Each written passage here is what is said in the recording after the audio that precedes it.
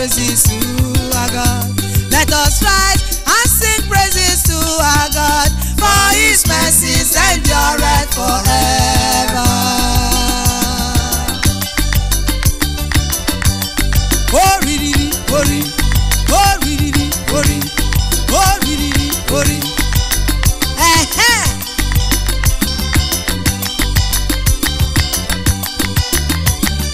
Abadabiri me, ogane me, kede mi eluwa.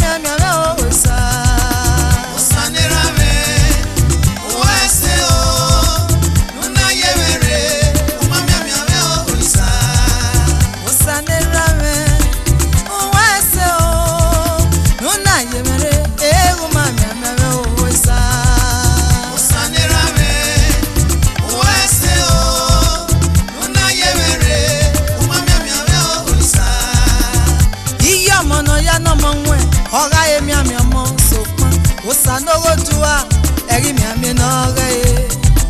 Osa nera me, uwese. Nuna yemere, uma mi ami ame osa. Osa nera me, uwese o. Nuna yemere, uma mi ami ame osa. Opa veneri wen kutete bite mene gogo. Nuna yemere papa, uma mi ami ame o baba.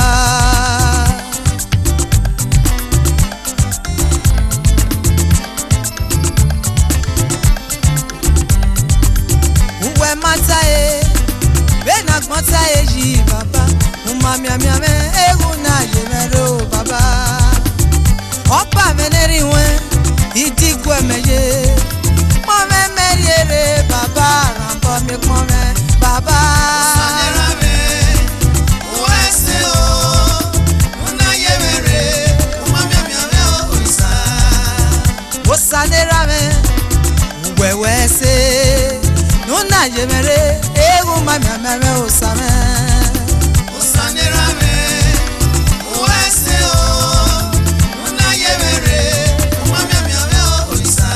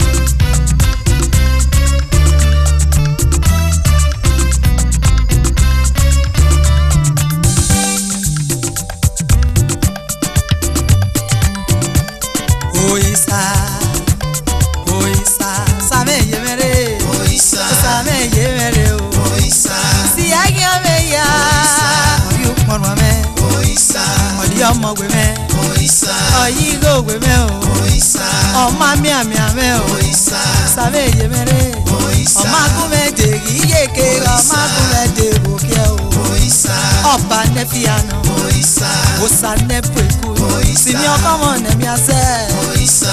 Obe mata o, obe itoha, Oba pataki, Oriole, Oba gedegbe, Oba dididi, Same yemere, Otumage juda, Wese baba, Weno mono ese, Arena momosa, Waya no sa wese na momo e, Ima momo Osa Oisa Oba nefiano Oisa Osa nepwekuno Oisa When Osa wesena Larena Osa Oisa When no mono ese Larena Osa Oisa Oba pataki Oisa Oba pataki Oisa Rambo mi ekmome Oisa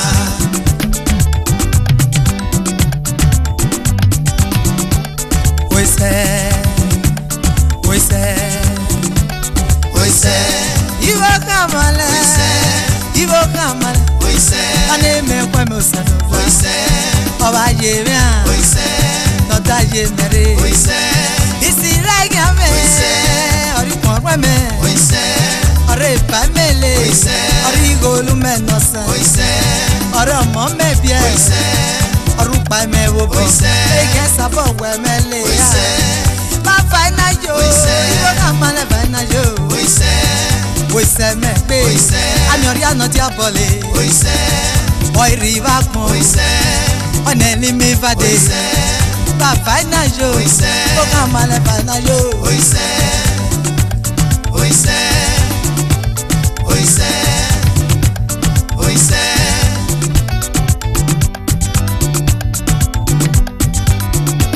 Chimo Chimo Chimo Umu Chineke Umu Chineke Chimo Yanu soro munye Chineke Chimo Makiyon ma mere mu Chimo Chimeche tala mu Chefu Chimo Nakadiro Chimo Oyere muri kiri Oyere mefe kiri Oyere munwa Chimo Okwegi nti uwa chiom kedebe chigina Chimo Ezenjeze Chimo Zenjeze Chimo Ogalanya nwuru n'obe Chimo Onye nwuru n'ihi njọ Chimo Onye nwuru n'ihi njọ Chimo Okporo ụzọ niile ana m ekene gị Chimo imela Chimo Chimo oti mgbodo ebube dike n'agha Olisa bi n'igwe ana m ekene gị imela Chimo imela papa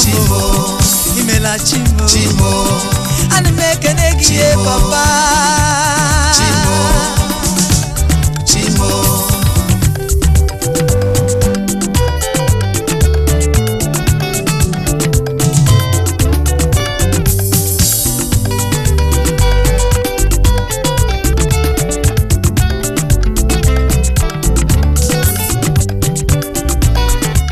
Ọlọ́run kò gbàgbé mi ẹ ṣé. Ọlọ́run kò gbàgbé mi ẹ ṣeun.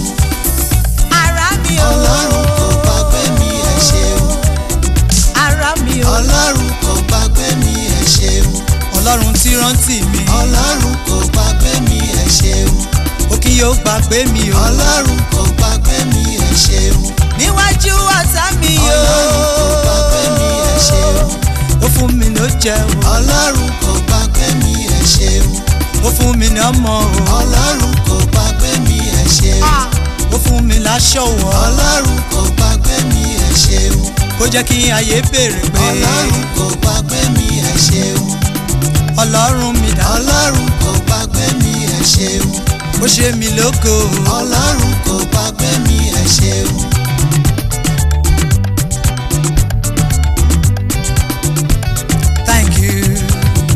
Thank you Lord. Thank you Lord. Make una come. Thank you. It don't happen o. Thank you, Lord. God don't remember me. Thank you. He not forget me. Thank you, at all. Lord. For my enemy Thank you. presence, He make me mama. Thank you, Lord. He give me close to Thank well. you. He give me food Thank to you, eat. Lord. He keep me for life. Thank you. He make me see today. Thank you, Lord. My enemy Thank come, you. then don't be considered. Thank you, Lord. Then not fit talk Thank again. you. Now waiting they Thank get you, you, Lord. but then one telling me Thank you. for their presence. Thank you, Lord. I don't become cash man. Thank you. I don't pass your Thank level. you, Lord. Anything where can get your Thank talk, you. that's not singing. Thank you, Lord. Waiting, back on the mesh. Thank you. I'm not saying Thank you, Lord. God don't do one for me. Thank oh. you. Help me happy. Thank you, Lord. Help me dance. Thank you. Help me Thank laugh. you, Lord. He don't remember me. Thank you. Thank you, Lord. Thank you. Ah, he don't remember me. forget me. Thank you. I dey shine shine Thank you, Lord. I dey shine shine deep. Thank you. I be shine shine Thank baby. you, Lord. My enemy Thank come. you. Shame don't catch them. Thank you, Lord. Ha, bring it down. Bring it Thank you. down. Remember Thank me. you, Lord. Remember me.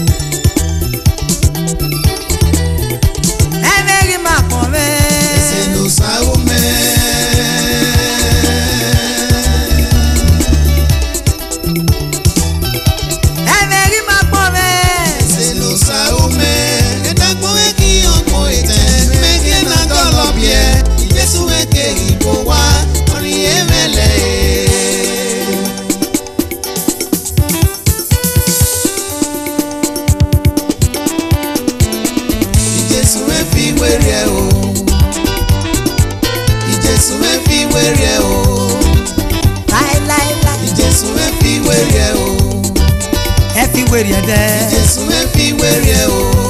Ìjésù me fi wèrè ẹ̀jẹ̀ o. Ìjésù me fi wèrè o. Ọba gẹ́dẹ́gbẹ́. Ìjésù me fi wèrè o. Ọba dídídí. Ìjésù me fi wèrè o. Òkúté tẹ́bìtẹ́bì nẹ́gbọ́gọ́. Ìjésù me fi wèrè o. Bẹ́ẹ̀nà yé no dẹ. Ìjésù me fi wèrè o. Eri ọ̀yẹ̀ tẹ̀nẹ̀. Ìjésù me fi wèrè o. Eri ọkàn ayé kí á rìn. Ìjésù me fi wèrè o. Ayé mi èmi náà gẹ̀ ẹ́ wò. Ìjésù me fi wèrè o. Láíláíláí. Ìjésù me fi wèrè o. Láíláíláí. Ìjésù me fi wèrè o. Ọ̀bú yìí mẹ́rẹ̀ fi wèrè ẹ̀jẹ̀ o. Ìjésù me fi wèrè o.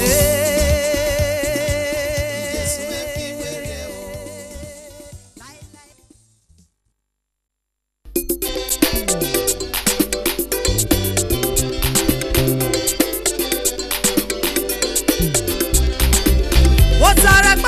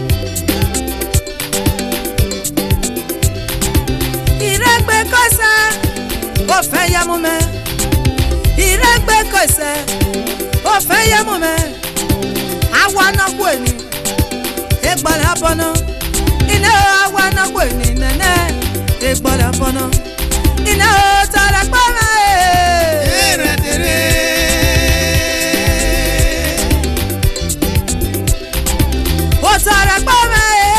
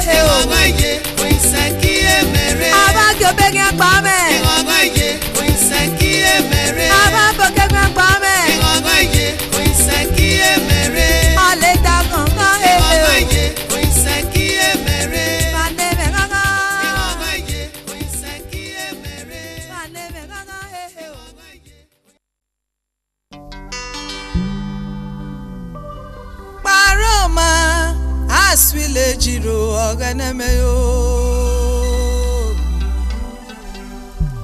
Paroma aswile jiro ogane Paroma aswile jiro oganeme Ose arodo vweri bevrede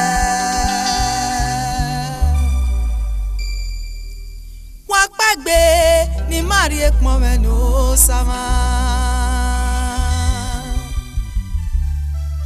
Wakpagbe ni mari ekmome no sama Wakpagbe ni mari ekmome no sanobwa Itonga ogede demedeno Let us rise and sing praises to our God. We will rise and sing praises to our God. Let us rise and sing praises to our God, for his mercies endureth forever. Now, let us put on our dancing shoes and let us go to the dancing floor and shake our body to the glory of the Lord. Here we go.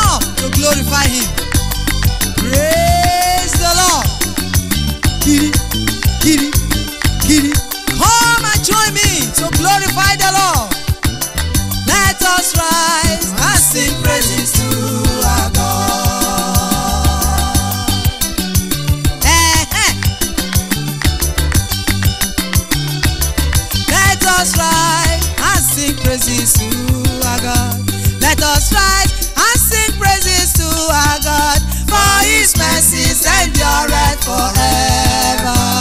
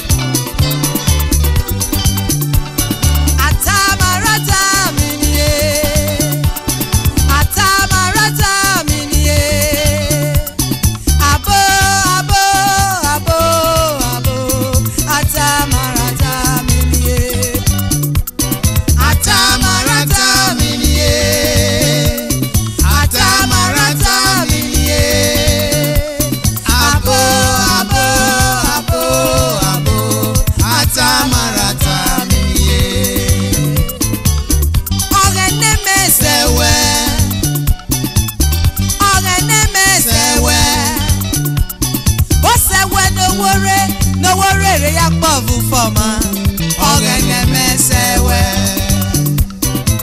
Osano bwami etiewe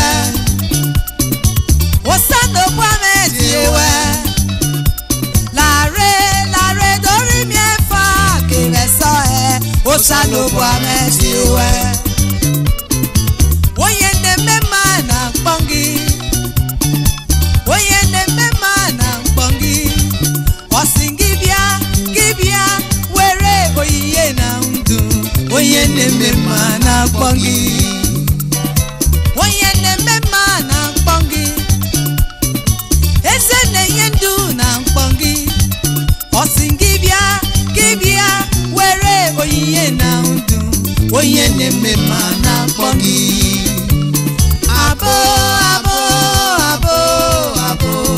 Atamarata minie Lare dori miefa kiveso Osano bwame tiewe Osewe no worry re ya kpovu foma Ogene mesewe Osewe no worry re ya kpovu foma Ogene mesewe Abo Atamarata minie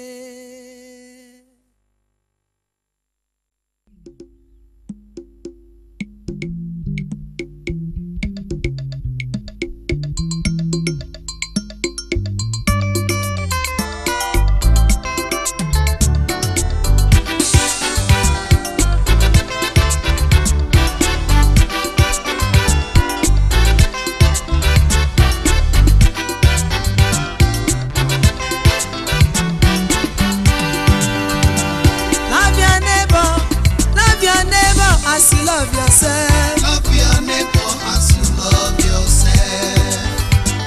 Love your neighbor as you love yourself. Love your neighbor as you love yourself. Papa love your neighbor, mama love your neighbor, brother sister love your neighbor as you love yourself. Hey hey. Love your neighbor as you love yourself.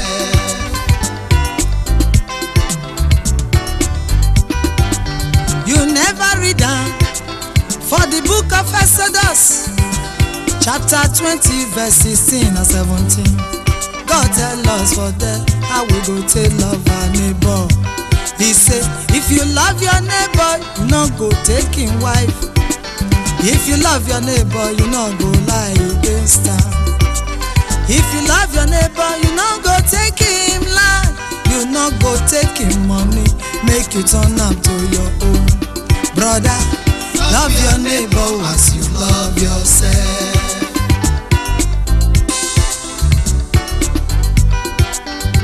And so he be in the book of John, chapter 3, verse 16. He still talk about love. For them he said, for God so loved the world that he gave his only son to come and die on the cross for us. Love your neighbor as you love yourself.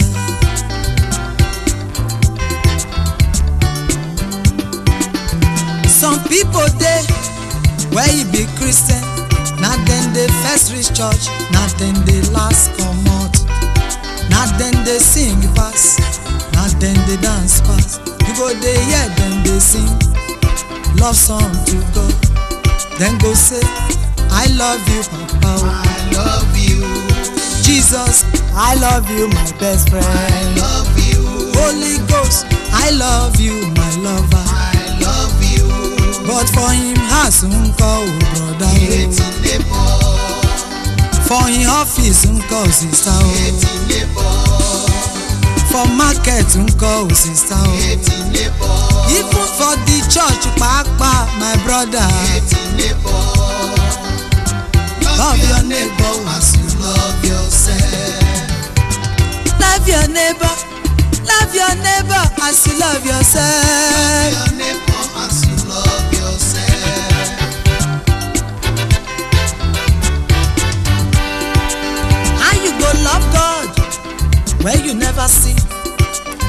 people where you see, you not fit to love them. That kind love, brother, I say that kind love, my sister. Love your neighbor as you love yourself. Love your neighbor, I say love your neighbor as you love yourself. Love your neighbor as you love yourself.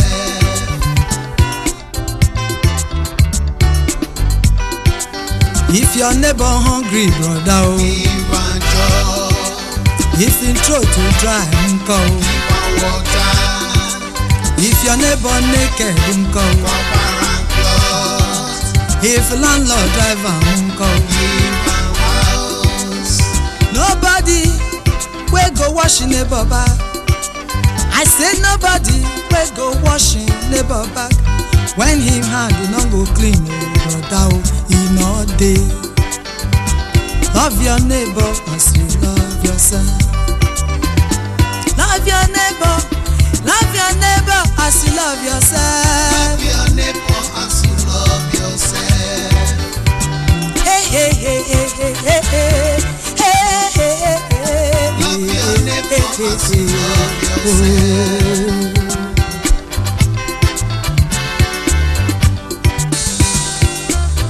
Oh shele, make una love una neighbor, oh, because the day where Jesus go come, na that love he go ask you.